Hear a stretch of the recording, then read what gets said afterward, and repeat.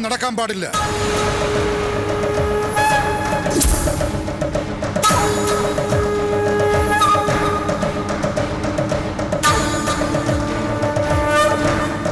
നിയമപ്രകാരം ഈ നമ്പി അരൂരാർ നമ്മുടെ അടിമയാണ്. ശേഷിച്ച ജീവിതകാലം നമ്മെ സേവിക്കാൻ ബാധ്യസ്ഥനായ ഈ യുവാവ് വിവാഹം കഴിക്കാൻ പാടില്ല.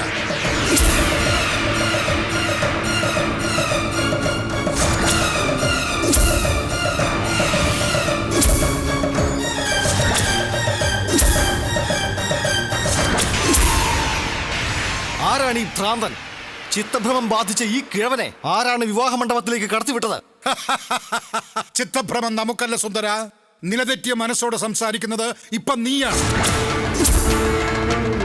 നമ്മ ഈ മണ്ഡപത്തിൽ നിന്നും പുറത്തിറക്കി വിടാൻ നിനക്കോ ഈ മണ്ഡപത്തിൽ കൂടിയിരിക്കുന്നവർക്കോ സാധ്യമല്ല. അതിനുള്ള അധികാരം ഇവിടെ ആർക്കുമില്ല.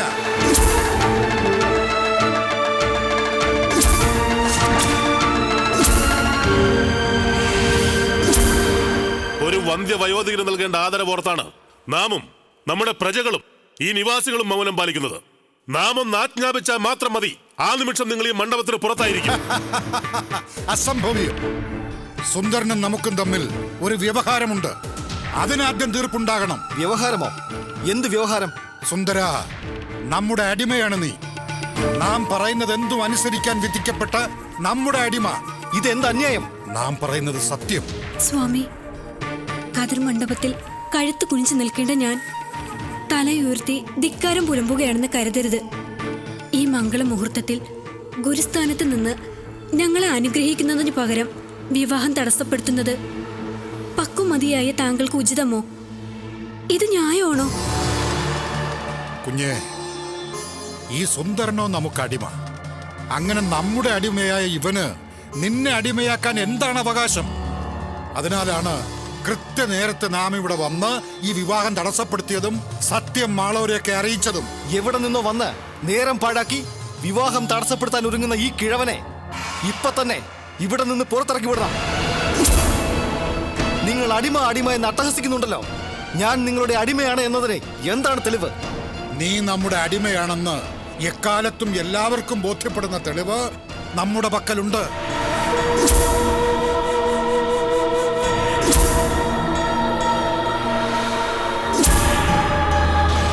സുന്ദര, നിന്റെ മുത്തശ്ശൻ അരൂരാരുണ്ടല്ലോ, നിന്റെ പിതാവിന്റെ പിതാവ്. അയാളും അയാളുടെ പരമ്പര മുഴുവൻ നമുക്ക് അടിമയാണെന്ന് എഴുതി തുല്യം ചാർത്തി തന്ന ഓല നമ്മുടെ കൈവശമുണ്ട്. മുത്തശ്ശൻ അടിമ ഓലയിൽ എഴുതിയ ആധാരം? എന്തിനീ വാഗ്വാദം? തെളിവുണ്ടെങ്കിൽ അദ്ദേഹം കാണിക്കട്ടെ. ആ, ഓല കാണിക്കേ. ആദ്യം ഞാനത് നോക്കട്ടെ. ഇതാണ് ആ ഓല. നീ അഹങ്കാരിയും നിഷേധിയുമാണ്. നിന്നെ വിശ്വസിച്ച് എനിക്കിത് തരാനാവില്ല. തരൂ, ഞാൻ നോക്കട്ടെ. അരുത്, എന്തായി കാണിക്കുന്നേ?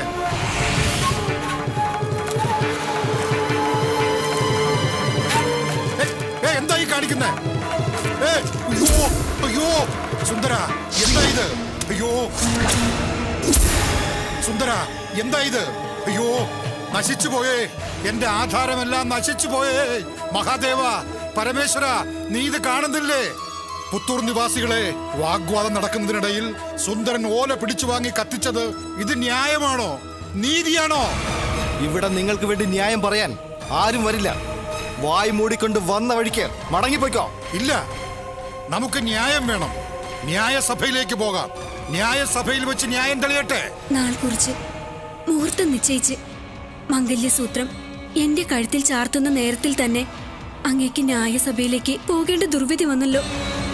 ഈശ്വരം, ഇത് ഞാൻ എങ്ങനെ സഹിക്കും? വിഷമിക്കരുത് സംഘവി. ന്യായസഭയിൽ വിജയിച്ചു വന്ന ശേഷം നിന്നെ ഞാൻ എൻ്റെ ജീവിത പങ്കാളിയാക്കും. നിങ്ങൾ ആവശ്യപ്പെട്ട പ്രകാരം ഇവിടെ പുത്തൂരിൽ ന്യായസഭ കൂടാം. നമ്മുടെ ഓല നീ നശിപ്പിച്ചപ്പോൾ പോലും മൗനമായി കണ്ടുനിന്നവരല്ലേ ഇവിടുത്തെ അരജനും പ്രജകളും. അങ്ങനെയുള്ള ഈ നാട്ടിലെ ന്യായസഭയിൽ നിന്നും നമുക്ക് എങ്ങനെ ന്യായം കിട്ടും? പിന്നെ ഏത് ന്യായസഭയിൽ പോകണം? നമ്മുടെ ഗ്രാമത്തിലേക്ക് പോകണം. അവിടുത്തെ ന്യായസഭയിൽ അന്യായം ബോധിപ്പിക്കാം. അവിടെ തീർപ്പുണ്ടാകട്ടെ. എവിടെയാണ് നിങ്ങളുടെ ഗ്രാമം? തിരുവണ്ണയിനല്ലോ. ഏത് ദേശത്തേക്കായാലും വരാം. നിശ്ചയിച്ച വിവാഹം നടക്കുമോ? ഇതിനൊരു പരിഹാരം കണ്ടിട്ട് പോണം. തിരുവണ്ണൈനല്ലൂരിലെ ന്യായസഭയിൽ ഞാൻ വിജയിച്ചാൽ നമ്മുടെ വിവാഹം, പരാജയപ്പെട്ടാൽ ഞാൻ ഇയാളുടെ അടിമയല്ലേ? ഉടയവൻ കൽപ്പിക്കുന്നതല്ലേ അടിമയ്ക്കനുസരിക്കാനാകൂ. വിധി പ്രതികൂലമാണെങ്കിൽ സംഗവിക്ക് ഇനി ഒരു വിവാഹം ഉണ്ടാവില്ല. മഹാദേവനെ ഭജിച്ച് ശേഷകാലം കന്യകയായി തന്നെ ഞാൻ കഴിയും. സമയമാകുന്നു, വരാം.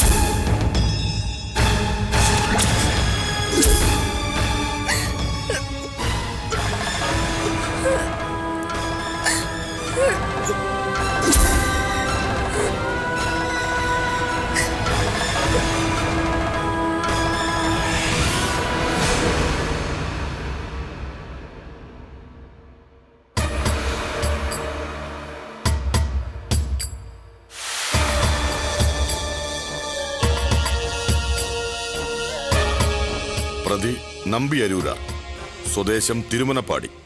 നിങ്ങൾക്കെന്താണ് ന്യായസഭയിൽ ബോധിപ്പിക്കുവാനുള്ളത്? തിരുമുനപ്പാടി ദേശം വാഴുന്ന മഹാരാജാവിൻ്റെ ദത്തുപുത്രനാണ് ഞാൻ. അനന്തരാവകാശികളില്ലാത്ത അദ്ദേഹം എന്നെ തിരുമുനപ്പാടി യുവരാജാവായി അവരോധിച്ചു കഴിഞ്ഞു.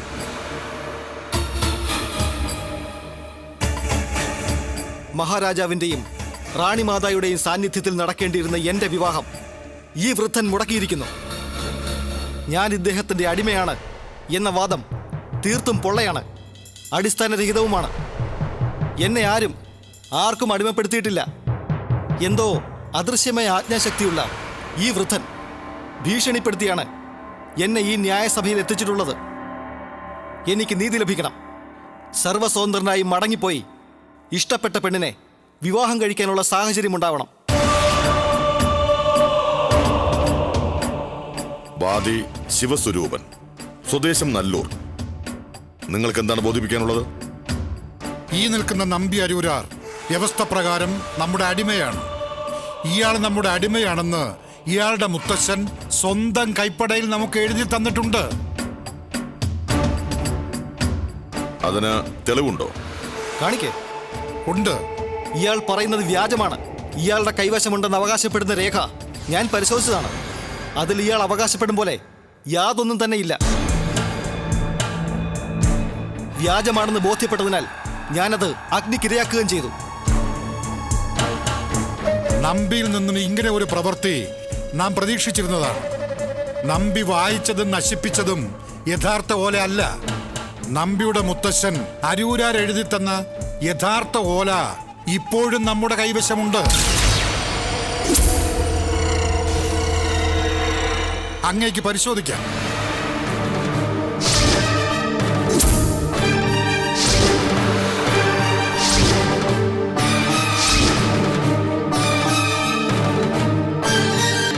യുവരാജാവായി രാജ്യം ഭരിക്കാനോ വിവാഹം കഴിക്കാനോ ഉള്ള സ്വാതന്ത്ര്യം ഇയാൾക്കില്ലാതാകുന്നു.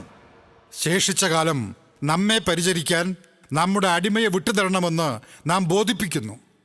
പ്രതിയുടെ മുത്തശ്ശൻ എഴുതി പിടിപ്പിച്ച രേഖ പരിശോധിക്കണം.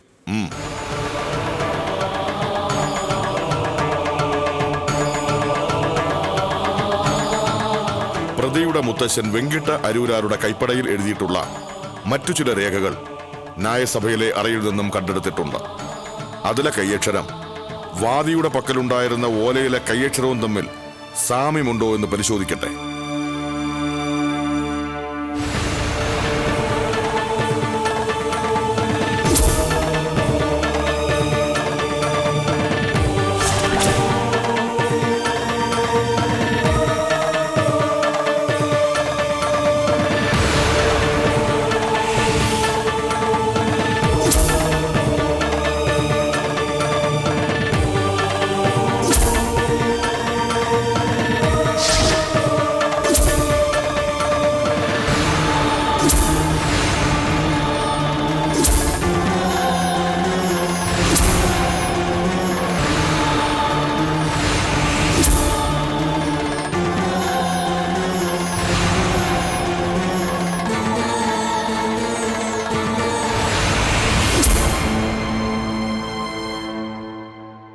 രണ്ട് രേഖകളും വിശദമായി പരിശോധിച്ച് ഒത്തുനോക്കിയതിൽ വാദിയുടെ പക്കലുള്ള രേഖ പ്രതിയുടെ മുത്തശ്ശൻ വെങ്കിട്ട അരൂരാർ തന്നെ എഴുതിയിട്ടുള്ളതാണെന്നും അത് വ്യാജമല്ലെന്നും ഈ ന്യായസഭയ്ക്ക് ബോധ്യപ്പെട്ടിരിക്കുന്നു.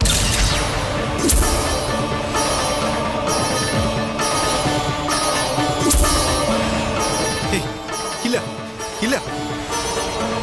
ആയതിനാൽ ഇനിയുള്ള കാലം രേഖാവിധി പ്രകാരം പ്രതി വാദിയുടെ അടിമയായി ജീവിച്ചു കൊള്ളേണ്ടതാണെന്ന് ഈ ന്യായസഭ വിധി പ്രഖ്യാപിച്ചുകൊള്ളുന്നു.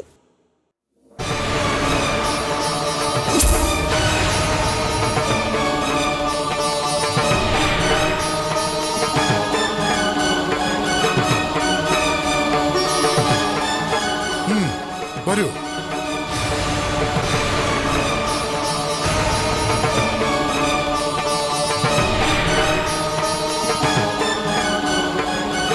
വരാൻ.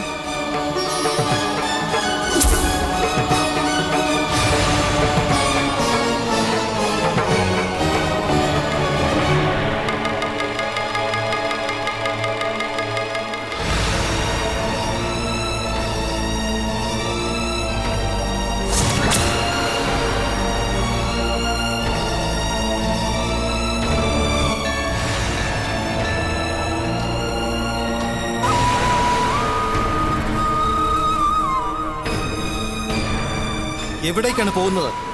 വരാൻ.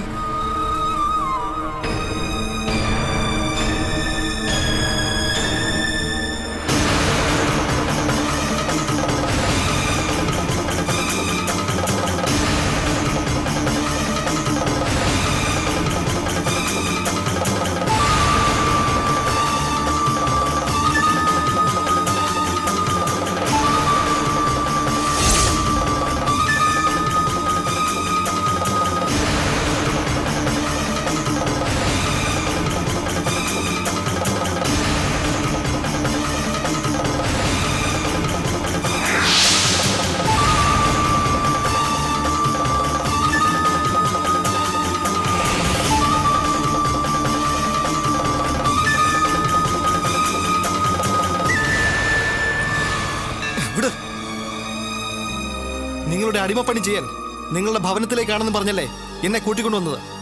ഇതാണോ നിങ്ങളുടെ ഭവനം? വരൂ.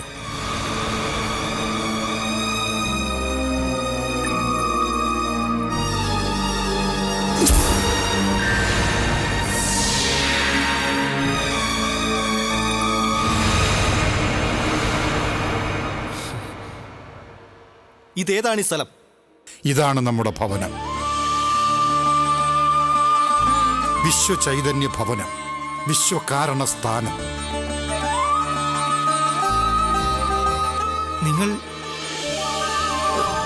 നിങ്ങൾ ആരാണ്? നീ സംബോധന ചെയ്ത ആള് തന്നെ, ഭ്രാന്തൻ. വ്യാജലിഖിതം പേറുന്നവൻ, കാട്ടാളൻ, പിശാച്, ചുടലഭൂതം ഒക്കെയും നാം തന്നെ. ഒക്കെയും നമ്മിൽ അന്തർലീനമായിരിക്കുന്നു. നീ നമ്മെ ഇനിയും കൂടുതൽ അറിയേണ്ടിയിരിക്കുന്നു, സ്വാംശീകരിക്കേണ്ടിയിരിക്കുന്നു. നാം ആരെന്ന് നീ ഗ്രഹിച്ചാലും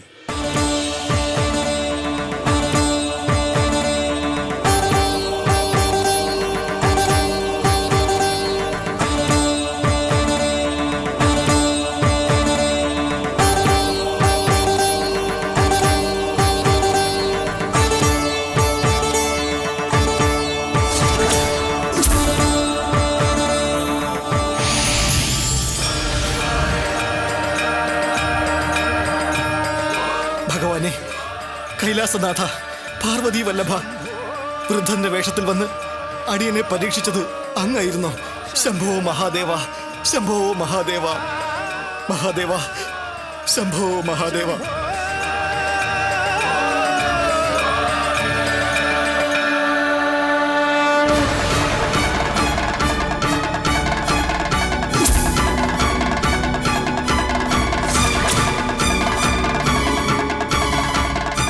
എഴുന്നേൽക്കൂ മകനെ.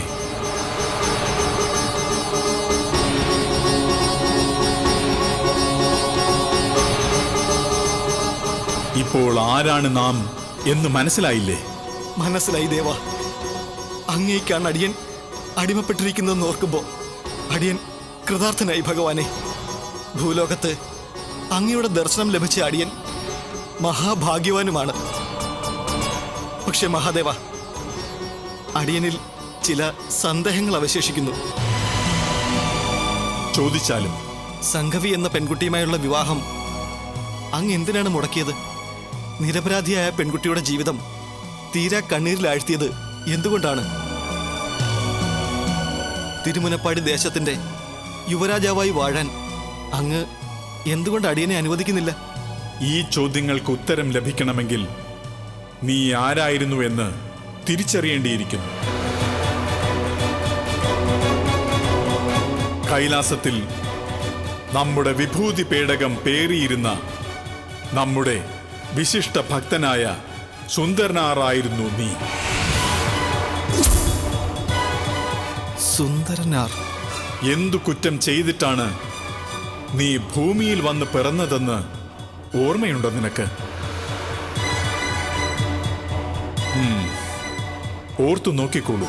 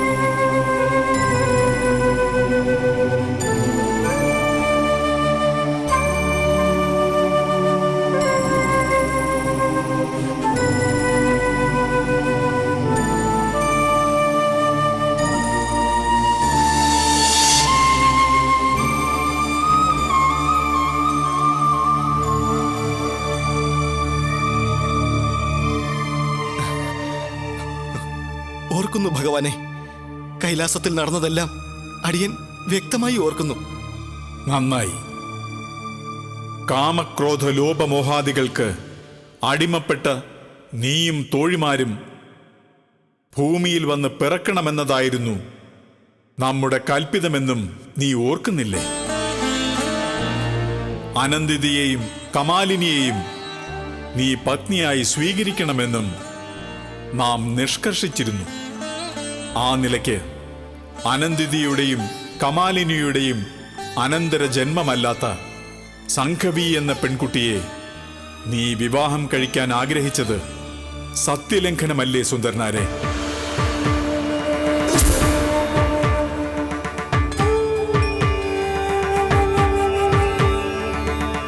ഭൂമിയിൽ നീ സത്യലംഘനത്തിന് മുതിർന്നാൽ നാം തക്ക സമയത്ത് വന്ന് തടസ്സപ്പെടുത്തുമെന്ന വരവും നീ നേടിയിരുന്നു. അതുകൊണ്ടാണ് നാം വൃദ്ധ താപസ വേഷത്തിൽ വന്ന് വിവാഹം മുടക്കിയത്. മനസ്സിലായോ? മനസ്സിലായി ഭഗവാനെ. നമ്പി ആരൂരാർ എന്ന പേരുപേക്ഷിച്ച് ഇനി സുന്ദരനാരെന്ന പേരിലായിരിക്കണം നീ അറിയപ്പെടേണ്ടത്. ഇനി അടിയൻ എന്താണ് ചെയ്യേണ്ടതെന്ന് കൽപ്പിച്ചാലോ അവിടുന്ന്? സുന്ദരനാരെന്ന പേരിൽ നീ ദേശാന്തര ഗമനം നടത്തുക. അസംഖ്യം ക്ഷേത്രങ്ങളിൽ ദർശനം നടത്തുക. നമ്മുടെ സ്തുതികൾ പാടിയും ഹിതോപദേശങ്ങൾ നൽകിയും ജനങ്ങളെ ഭക്തിമാർഗത്തിലേക്ക് നയിക്കുക. ആ യാത്രക്കിടയിൽ നീ അനന്തിതയെയും കമാലിനിയെയും കണ്ടുമുട്ടുന്നതായിരിക്കും. ഇരുവരെയും ഭാര്യമാരായി സ്വീകരിച്ച് ദാമ്പത്യ ജീവിതം നയിക്കേണ്ടതായും വരും. ശേഷമെല്ലാം വിധി കൽപ്പിതം പോലെ. മംഗളം ഭവിക്കട്ടെ.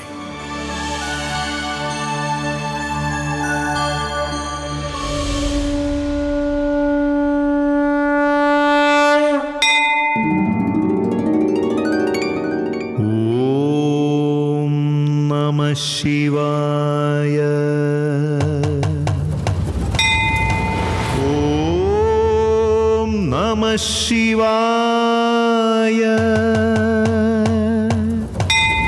ഓം നമഃ ശിവായ.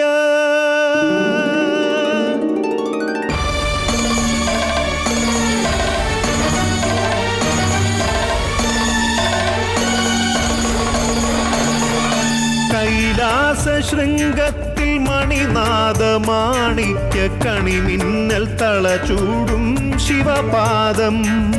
കൈലാസ ശൃംഗത്തിൽ മണിനാദമാണിക്യ കണിമിന്നൽ തളചൂടും ശിവപാദം.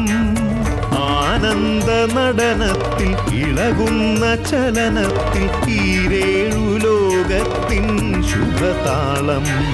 ശംഭോ ശിവ ശംഭോ ഹര ശങ്കര ശിവ ശംഭോ ഭവസങ്കടനാശക മംഗളദായക ഗംഗാധര ശംഭോ ജയ ഗംഗാധര ശംഭോ. കൈലാസ ശൃംഗത്തിൽ മണിനാദമാണിക്യ കണിമിന്നൽ തളചൂടും ശിവപാദം.